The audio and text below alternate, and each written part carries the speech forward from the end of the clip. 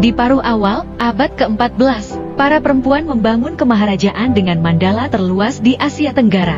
Cara mereka merebut, mempertahankan, dan mengembangkan kekuasaan menjadikan mereka dikagumi hingga berabad-abad kemudian. Salah satunya, Rani Tribhuwana, menggerakkan angkatan laut paling dikdaya demi menyatukan Nusantara. Kira-kira saat Tribhuwana naik ke tahta Majapahit, Mondino Deluzzi, 1270-1326, dari Italia menulis buku teks anatomi pertama, yang disusun berdasarkan pembedahan mayat. Dengan murka, Patih Gajah Mada mengerahkan pasukannya menuju Sadeng.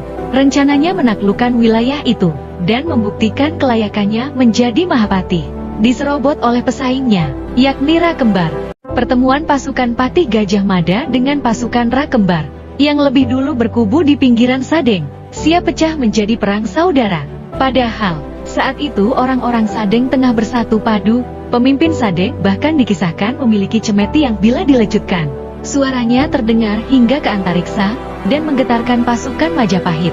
Gambaran itu menyiratkan bahwa komando dari sang pimpinan dipatuhi oleh seluruh lapisan rakyat Sadeng. Kontras dengan pasukan Majapahit yang sedang tidak solid. Untunglah, di masa-masa genting itu, muncullah sang Rani Tribhuwana bersama bala tentaranya. Seluruh kesatuan pasukan Majapahit kini di bawah komando Rani Tribhuwana. Rakembar dan Gajah Mada pun diperintahkan untuk tidak bergerak semaunya. Posisi dan harisma sang Rani membuat segenap pasukan tunduk dan kompak. Majapahit pun mengobarkan perang melawan Sadeng, dan usai menundukkan Sadeng, sang Rani lanjut menggempur Kedah, sebuah kota yang sangat strategis di pesisir utara Jawa. Sehingga dua penaklukan tersebut pun dicatat atas nama sang Rani. Siapakah perempuan penakluk ini? Ialah Rani Tribhuwana Wijaya Tunggadewi, Putri Dyah Wijaya berkuasa tahun 1293-1309 Masehi, sang pendiri Majapahit, dan juga cucu Kertanegara berkuasa tahun 1268-1292 Masehi, Raja terbesar Singhasari. Rani Tribhuwana mungkin lebih terkenal sebagai Dyah Gitarja, namun sebenarnya nama ini tidak tercantum dalam sumber sejarah manapun. Yang pasti, menurut Prasasti Genang II, nama kecil sang Rani adalah Dyah Tia. Sementara para raton tahun 1613 menyebutnya Brek Kahuripan. Karena sebelum menjadi Rani, Tribhuwana berkuasa atas Kahuripan, wilayah bawahan Majapahit. Negara Kertagama tahun 1365 juga mencatat bahwa Tribhuwana memiliki saudara lain ibu, yakni Jayanagara tahun 1294-1328, dan saudari kandung, yakni Dyah Wiyat. Dikisahkan dalam kitab Serat Para Raton, ketika Jayanagara bertahta sebagai raja kedua Majapahit, ia melarang Tribhuwana dan adiknya untuk menikah, karena kedua putri itu hendak dikawininya sendiri. Untunglah sang raja tewas di tangan Ratanca, suami dari salah seorang wanita yang pernah dilecehkannya. Tahta Majapahit pun jatuh ke tangan Gayatri, karena dari semua istri Dyah Wijaya, hanya dirinya yang masih hidup.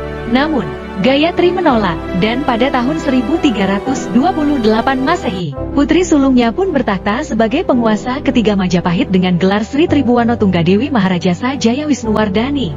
3 tahun kemudian, sang Rani menggempur Kedah dan Sadeng, dua wilayah penting di sisi timur Jawa. Dan selepas penaklukan itu, Gajah Mada diangkatnya menjadi Mahapati Majapahit. Pada saat itulah, menurut kitab Serat Para Raton, Gajah Mada mengikrarkan sumpahnya untuk menyatukan Nusantara. Diikuti berbagai ekspedisi penaklukan. Tahun berganti tahun, Majapahit tumbuh semakin besar. Setelah meninggalnya Gayatri pada tahun 1350 Masehi, Tribhuwana pun menyerahkan tahta kepada putranya Hayam Wuruk 1334-1389 Masehi. Ia lalu menjadi ketua Sabta Prabu, Dewan Pertimbangan Agung yang beranggotakan kerabat senior raja. Pada saat itu, ekspansi ke barat Nusantara telah tuntas. Selama 20 tahun selanjutnya, Tribhuwana mengiring Majapahit memasuki masa keemasannya, ketika ekspansi berlanjut ke timur Nusantara. Dan ia tutup usia pada sekitar tahun 1371 Masehi, serta dicandikan di Pantarapura. Terus ikuti ya teman-teman, kita akan membongkar strategi Tribhuwana mengembangkan Majapahit menjadi dikdaya, serta menyatukan seluruh Nusantara dalam genggamannya. Jangan lupa subscribe, like, dan share channel YouTube Jawa Channel untuk mengembangkan kanal yang akan memperkaya perspektif Anda.